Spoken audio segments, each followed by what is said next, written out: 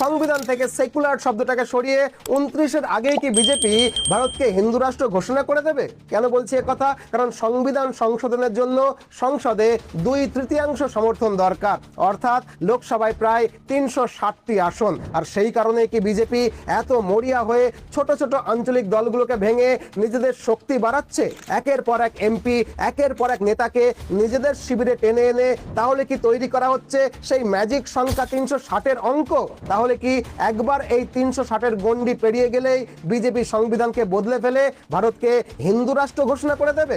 সংবিধান বিশেষজ্ঞদের মতে হিন্দু রাষ্ট্রের লক্ষ্যে বিজেপি 3 ধাপে এগোচ্ছে। প্রথম ধাপ ডিলিমিটেশন, যাতে হিন্দি গোবলয় এবং আসাম, পশ্চিমবঙ্গ, উড়িষ্যার মতো বিজেপি শাসিত রাজ্যগুলোতে এমপি সংখ্যা বাড়ে এবং বিজেপির 29-এর লোকসভা ভোটে জেতাটা সহজ হয়ে যায়। দ্বিতীয় ধাপ ওয়ান নেশন ওয়ান ইলেকশন,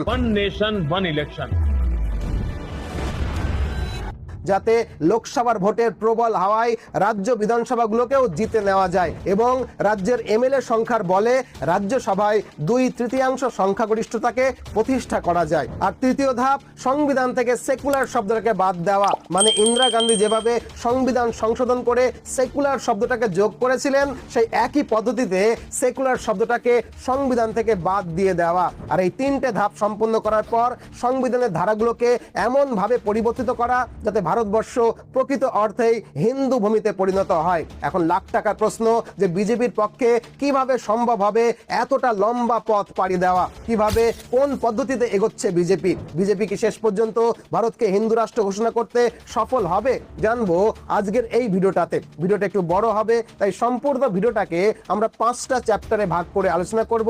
তাই ভিডিওটাকে শুরু থেকে শেষ পর্যন্ত দেখবেন এই অনুরোধ করছি। তবে তার আগে একটা 1 মিনিটের বিরতি, আশা করি সহানুভূতির সঙ্গে বিষয়টা বিবেচনা করবেন। দেখুন, আমাদের একটা প্রতিষ্ঠান আছে মিশন এমবিবিএস কলকাতা, যারা দীর্ঘ 10 বছর ধরে সাধ্যের মধ্যে খরচে রাশিয়া, জর্জিয়া, উজবেকিস্তানের মতো বিদেশের মেডিকেল কলেজগুলো থেকে এমবিবিএস পাশ করিয়ে আনছে। বিদেশের মেডিকেল কলেজে অ্যাডমিশন, অ্যাকোমোডেশন, ভিসা প্রসেসিং, যদি দরকার হয় ব্যাংক লোন, কারেন্সি এক্সচেঞ্জ, এমনকি মেডিকেল কলেজ পর্যন্ত পৌঁছে দেওয়ার সব ব্যবস্থা আমরাই করি। এক কথায় বিদেশ থেকে এমবিবিএস করার ক্ষেত্রে যা যা সাপোর্ট লাগে তার সবকিছুই আমরা মানে মিশন এমবিবিএস কলকাতা আপনাকে প্রোভাইড করব। তাই আপনার ছেলে বা মেয়ে যদি ফ্রেশার্স হয় বা ড্রপার্স হয় তাহলে আমাদেরকে এই ফোন নাম্বারে ফোন করে বিস্তারিত জানতে পারেন, অথবা একটা অ্যাপয়েন্টমেন্ট ফিক্স করে আমাদের কলকাতা অফিসে এসেও কথা বলতে পারেন। কলকাতার অফিসে এলে আপনার সঙ্গে আমার দেখা হবে। তো চলুন এবার মূল আলোচনায় ফিরি। চ্যাপ্টার 1, সংবিধান সংশোধন কিভাবে হয়। আলোচনার শুরুতেই আমরা জানবো যে সংবিধান সংশোধন কিভাবে করা হয়। দেখুন, ভারতের সংবিধানের আর্টিকেল নাম্বার 368-তে বলা রয়েছে যে দেশ কাল পাত্রের প্রয়োজনে ভারতের পার্লামেন্ট ভারতের সংবিধানকে সংশোধন করতে পারে। অর্থাৎ সময়ের প্রয়োজনে পার্লামেন্ট সংবিধানের মূল কাঠামোকে অপরিবর্তিত রেখে সংবিধানকে সংশোধন করতে পারে। কিন্তু এর প্রক্রিয়াটা কি? ধরা যাক সরকার সংবিধানের কোনো একটা ধারাকে পরিবর্তন করতে চায়, তখন সেই সংশোধনী বিলটিকে লোকসভা বা রাজ্যসভা যে কোনো একটা কক্ষে পেশ করা হবে বা উপস্থাপন করা হবে। এবার বিলটি পাশ করবার জন্য উভয় কক্ষেই মোট সদস্য সংখ্যার সংখ্যাগরিষ্ঠতা এবং উপস্থিত ও ভোটদানকারী সদস্যদের অন্তত 2/3 সমর্থন লাগবে এবং তারপরে রাষ্ট্রপতি সই করলে বিলটা আইনে পরিণত হবে। আশা করি বিষয়টা বুঝলেন। কিন্তু কিছু কিছু ক্ষেত্রে, যেমন রাষ্ট্রপতির নির্বাচন পদ্ধতি, সুপ্রিম কোর্টের ক্ষমতা বা কেন্দ্র রাজ্য সম্পর্কের মতো সেন্সিটিভ বিষয়ে সংবিধান সংশোধনের জন্য ওই বিলটাকে সংসদের 2 কক্ষে 2/3 ভোটে পাশ হওয়ার পর আবার অন্তত অর্ধেক রাজ্যের বিধানসভাতেও পাশ হতে হবে। এরপরে বিলটিকে রাষ্ট্রপতি সই করলে তখন গিয়ে বিলটি আইনে পরিণত হবে। এই লাস্টের পয়েন্টটা একটু বেশি করে মনে রাখুন যে দেশের সংবিধানের আমূল পরিবর্তন করতে হলে সংসদের 2 কক্ষের 2/3 সংখ্যাগরিষ্ঠতা লাগবেই, সাথে সাথে দেশের অর্ধেকের বেশি রাজ্যের বিধানসভাতেও সেই বিলটাকে পাশ করতে হবে এবং তারপরে রাষ্ট্রপতি সই করলে তবে গিয়ে সংশোধনী আসবে। এই শর্তটাকে মনে রাখুন, কারণ হিন্দু রাষ্ট্র ঘোষণার বিষয়টা আমি যখন আলোচনা করব তখন এই শর্তটা কিন্তু কাজে লাগবে। আশা করি বিষয়টা বোঝাতে পারলাম। এখন যে বিষয়টা নিয়ে আজকের ভিডিও, অর্থাৎ সংবিধান থেকে সেকুলার শব্দটাকে সরানো যাবে কিনা সেটা জানার জন্য আমাদের জানতে হবে যে ভারতের সংবিধানে এই সেকুলার শব্দটা কিভাবে এলো। সেটা জানবো আমরা আমাদের পরবর্তী চ্যাপ্টারে। চ্যাপ্টার 2 ইন্দিরা গান্ধী কিভাবে সংবিধান সংশোধন করে সেকুলার শব্দটা সংবিধানে যোগ করেছিলেন। দেখুন, ভারতের সংবিধান কার্যকর হয় 1950 সালে, কিন্তু সেই সময় সংবিধানের প্রস্তাবনায় সেকুলার বা ধর্মনিরপেক্ষ শব্দটা ছিল না। আই রিপিট, অরিজিনাল সংবিধানে সেকুলার শব্দটা কোথাও ছিল না। 1975 সালে প্রধানমন্ত্রী শ্রীমতী ইন্দিরা গান্ধী ভোটে হেরে যাওয়ার ভয়ে দেশে জরুরি অবস্থা বা এমার্জেন্সি জারি করে দেন। এই সময়ে জরুরি অবস্থার সুযোগ নিয়ে ইন্দিরা গান্ধী হাজার হাজার রাজনৈতিক বিরোধীদেরকে গ্রেফতার করেন এবং জেলে পাঠান। সংবাদপত্রের স্বাধীনতার উপরে নিষেধাজ্ঞা বা বিধিনিষেধ আরোপ করেন এবং রাষ্ট্রের প্রায় সমস্ত ক্ষমতা নিজের হাতে কুক্ষিগত করে ফেলেন। আর এভাবে এই জরুরি অবস্থার মধ্যেই মানে বিরোধীদেরকে জেলে রেখে 1976 সালে শ্রীমতী ইন্দিরা গান্ধী সংসদে 42তম সংবিধান সংশোধনী পাশ করেন। এই সংশোধনীতে তিনি তার রাজনৈতিক সুবিধাকে মাথায় রেখে সংবিধানের অসংখ্য আর্টিকেলকে বদলে ফেলেন বা সংশোধন করেন এবং নিজের রাজনৈতিক সুবিধা মতো অসংখ্য নতুন আইন সংবিধানে যোগ করেন বা বাদ দেন। 42তম সংবিধান সংশোধনীতে তিনি এত সংখ্যক আইন, এত সংখ্যক ধারা একসঙ্গে বদল করেন যে 42তম সংবিধান সংশোধন প্রক্রিয়াটাকেই মিনি সংবিধান বলা হয়। বিষয়টার গুরুত্ব নিশ্চয়ই উপলব্ধি করতে পাচ্ছেন। অর্থাৎ নিজের রাজনৈতিক উচ্চাকাঙ্ক্ষাকে চরিতার্থ করতে সংবিধানের বহু গুরুত্বপূর্ণ অংশ ইন্দিরা গান্ধী পাল্টে ফেলেছিলেন। তবে এর মধ্যে সবচেয়ে বড় পরিবর্তনটা ছিল সংবিধানে সেকুলার শব্দটাকে যোগ করা। অর্থাৎ বিরোধীদেরকে জেলে রেখে গায়ের জোরে ভয়ভীতি প্রদর্শন করে লোকসভা এবং রাজ্যসভায় বিশেষ সংখ্যাগরিষ্ঠতায় মানে 2/3 ভোটে তিনি বিলটিকে পাশ করান। এরপরে রাষ্ট্রপতির সম্মতি লাভ করে সংবিধানের প্রস্তাবনায় সেকুলার শব্দটা আনুষ্ঠানিকভাবে যুক্ত হয়ে যায়। অর্থাৎ 42তম সংবিধান সংশোধনীর মাধ্যমে সংবিধানের প্রস্তাবনায় দুটি নতুন শব্দ যোগ করা হয়, সোশ্যালিস্ট মানে সমাজতান্ত্রিক এবং সেকুলার মানে ধর্মনিরপেক্ষ। এর ফলে আমাদের সংবিধানের অরিজিনাল প্রস্তাবনা যেখানে লেখা ছিল সোভারিয়ান ডেমোক্রেটিক রিপাবলিক, এটা থেকে পরিবর্তিত হয়ে গিয়ে নতুন হয় সোভারিয়ান সোশ্যালিস্ট সেকুলার ডেমোক্রেটিক রিপাবলিক, মানে দুটো শব্দ এক্সট্রা যুক্ত হয়ে যায়। অর্থাৎ মূল সংবিধানের কোথাও সেকুলার শব্দটার উল্লেখ না থাকা সত্ত্বেও ইন্দিরা গান্ধী জরুরি অবস্থা জারি করে সেকুলার শব্দটাকে ভারতের সংবিধানের প্রস্তাবনায় যোগ করেন, যাতে পরবর্তী লোকসভার ভোটে বিশেষ ধর্মের ভোট ব্যাংকে তিনি নিজের পক্ষে ধরে রাখতে পারেন।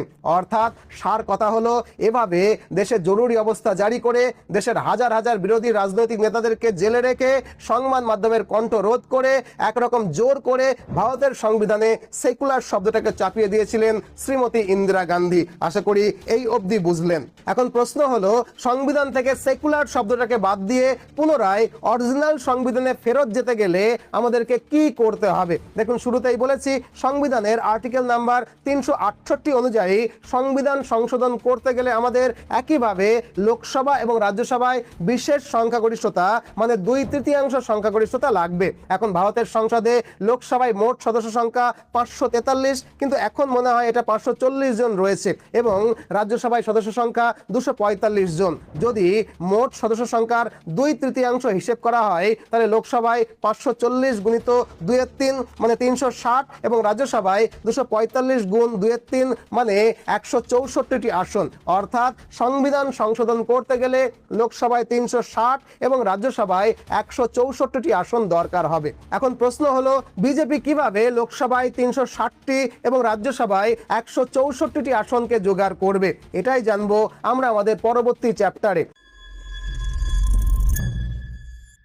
চ্যাপ্টার 3, বিজেপি কি সত্যি 360-এর গণ্ডি পেরোতে পারবে? দেখুন, 2024 সালের লোকসভা নির্বাচনে বিজেপি এককভাবে 240টি আসন পেয়েছিল। যদিও ভোটের আগে তারা 400 পারে স্লোগান দিয়েছিল, সেটা অন্য কথা। তবে বিজেপির নেতৃত্বাধীন এনডিএ জোটের মোট আসন সংখ্যা প্রায় 293-তে গিয়ে পৌঁছেছিল আর সংখ্যাগরিষ্ঠতা প্রমাণ করে বিজেপি সরকার গঠন করেছিল, এটা আমরা সবাই জানি। এখন প্রশ্ন হলো, বিজেপি মানে এনডিএ 293 থেকে 360-এর লক্ষ্যে কিভাবে পৌঁছবে? এজন্যই বিজেপির অন্যতম নেতা অমিত শাহ নতুন করে অপারেশন লোটাস 2.0 শুরু করেছেন। মানে বিরোধী দলগুলোকে ভেঙে তাদের সাংসদদেরকে নিজেদের দলে টেনে নেওয়ার by hook or by crook প্রচেষ্টা শুরু করেছেন। এখন প্রশ্ন হলো যে ইচ্ছে করলেই কি ছোট দলকে ভেঙে তাদের এমপিদেরকে নিজেদের দলে অন্তর্ভুক্ত করা যায়? এর কোনো সাংবিধানিক পথ আছে কি? এর উত্তর হলো হ্যাঁ, যায় এবং সাংবিধানিকভাবেই যায়। কি কিভাবে? দেখুন, ভারতের সংবিধানের 10ম তফসিল বা 10th শিডিউলে দলত্যাগ বিরোধী আইন বা অ্যান্টি ডিফেকশন ল বলে একটা আইন রয়েছে। এই আইন অনুযায়ী কোনো সাংসদ সরাসরি দলবদল করলে তার সদস্য পদ ইমিডিয়েট খারিজ হয়ে যাবে, কিন্তু যদি কোনো দলের 2/3 সদস্য একসঙ্গে অন্য দলে মিশে যায় সেটিকে মার্জার বা একীভূতকরণ হিসেবে ধরা হবে। সেক্ষেত্রে অ্যান্টি ডিফেকশন ল কিন্তু আর প্রযোজ্য হবে না। এখন এই সাংবিধানিক পদ্ধতি মেনে তৃণমূল কংগ্রেসের 20 জন এমপি সম্প্রতি এনসিপিআই বলে একটা অচেনা অনামী দলে যোগ দিয়েছে এবং এখন তারা এনডিএ কে সমর্থন করছে। তবে কেউ কেউ বলছে এই সংখ্যাটা 20 নয় 22 হবে। সেক্ষেত্রে তৃণমূল কংগ্রেস ভাঙার পর এনডিএ এর আসন সংখ্যা বেড়ে গিয়ে দাঁড়িয়েছে 293 + 22 মানে 315টিতে। একইভাবে শোনা যাচ্ছে যে উত্তরপ্রদেশের অখিলেশ যাদবের সমাজবাদী দলের এমপিদের একটা বড় অংশ ভেঙে বাইরে বেরিয়ে এসে এনডিএতে যোগ দিতে চলেছে। সংখ্যাটা 15+ ধরা হচ্ছে। আবার অবিশ্বাস্যভাবে দক্ষিণ ভারতের রাজনীতিতে বিজেপির চিরশত্রু স্ট্যালিনের ডিএমকে দলের 22 জন সংসদ এনডিএতে যোগ দিতে চাইছে। শুধু তাই নয়, মহারাষ্ট্রের উদ্ধব ঠাকরের শিবসেনা থেকেও 6 জন ভেঙে এনডিএর সমর্থক শিন্ডের শিবসেনাতে যোগ দিতে চলেছে। আর এর সবই হবে অ্যান্টি ডিফেকশন লয়ের 2/3 ফর্মুলা মেনে, মানে সাংবিধানিকভাবে। মানে সংখ্যাটা গিয়ে দাঁড়ালো 315 + 15 + 22 + 6 মানে 358টিতে। মানে 360 হতে বাকি থাকলো মাত্র 2টি লোকসভার আসন। এখন শোনা যাচ্ছে অরবিন্দ কেজরিওয়ালের আম আদমি পার্টির রাজ্যসভার সংসদ তো এমনিতেই ভেঙে বেরিয়ে এসেছে, আমরা জানি। এবার তাদের লোকসভার এমপিরাও ভেঙে বাইরে বেরিয়ে এসে এনডিএ কে সমর্থন করতে চলেছে। আবার অনেক ছোট দল রাহুল গান্ধীকে ছেড়ে এনডিএতে যোগ দেওয়ার জন্য সুপারিশও করতে শুরু করেছে। সেক্ষেত্রে কিছুদিনের মধ্যেই বিজেপি 360-এর লক্ষ্য তো পূরণ করবেই, হয়তো 370-এর কোটায় পৌঁছে যাবে। মানে সংবিধান সংশোধন করবার জন্য প্রয়োজনীয় আসন সংখ্যা বিজেপির হাতে কিন্তু এসেই যাবে। অবশ্য বিজেপি শুধুমাত্র অন্য দল ভাঙানোতেই থেমে থাকছে না, তারা 2029-এও যাতে 2/3 সংখ্যাগরিষ্ঠতা নিয়ে ক্ষমতায় ফিরতে পারে তার বন্দোবস্তও করতে চলেছে। আর এই বন্দোবস্তের প্রথম ধাপই হলো ডিলিমিটেশন, কারণ এটাই হলো বিজেপির আসল তুরুপের তাস। কিন্তু কি এই ডিলিমিটেশন আর কিভাবে এর সাহায্যে বিজেপি 2029-এ বিপুল সংখ্যক আসন নিয়ে ভোটে জিতবে জানবো পরবর্তী চ্যাপ্টারে। তন্ময়, এখানে প্রমোশনাল পার্ট 4টা বসিয়ে দাও। চ্যাপ্টার 4 তুরুপের তাস ডিলিমিটেশন। দেখুন, প্রথমেই আমাদেরকে জানতে হবে যে ডিলিমিটেশন আসলে কি। এটা হলো জনসংখ্যার নিরিখে লোকসভা এবং বিধানসভার আসন সংখ্যা নতুন করে হিসেব করে নতুন করে ঠিক করা। মানে স্বাধীনতার পর থেকে যে রাজ্যগুলোতে জনসংখ্যা বেশি বৃদ্ধি পেয়েছে সেখানে আসন সংখ্যা বেশি বৃদ্ধি পাবে, আর যেখানে জনসংখ্যা কম বৃদ্ধি পেয়েছে সেখানে আসন সংখ্যা কম বৃদ্ধি পাবে। এক কথায় জনসংখ্যার ভিত্তিতে নতুন করে লোকসভা এবং বিধানসভার আসন বন্টন হবে, যেটাকে সংবিধানের ভাষায় বলা হচ্ছে ডিলিমিটেশন। এখন উত্তর এবং মধ্য ভারতের হিন্দি বেল্ট বা গো বলয়ের জনসংখ্যা সর্বাধিক হওয়ায় ডিলিমিটেশন জারি হলে গো বলয়ে বা হিন্দি বেল্টের রাজ্যগুলোর আসন সংখ্যা সবচেয়ে বেশি বাড়বে। এরপরে বাড়বে বিহারের, তারপরে পশ্চিমবঙ্গের এবং উড়িষ্যার। বিষয়টা উপলব্ধি করতে পারলেন? এখন যদি আমরা গত 3টি লোকসভার নির্বাচনের দিকে তাকাই তাহলে দেখতে পাবো যে 2014 সালে বিজেপির ভোট শতাংশ ছিল প্রায় 31%। 2019 সালে সেটা বেড়ে গিয়ে হয় 37% এবং 2024 সালে বিজেপির ভোট শতাংশ প্রায় 36%-এর কাছাকাছি ছিল। তবে যদি রাজ্যওয়ারি হিসেব করা যায় তাহলে দেখা যাবে উত্তর এবং মধ্য ভারতের গো বলয় বা হিন্দি বলয় হলো বিজেপির মূল শক্তিশালী অংশ।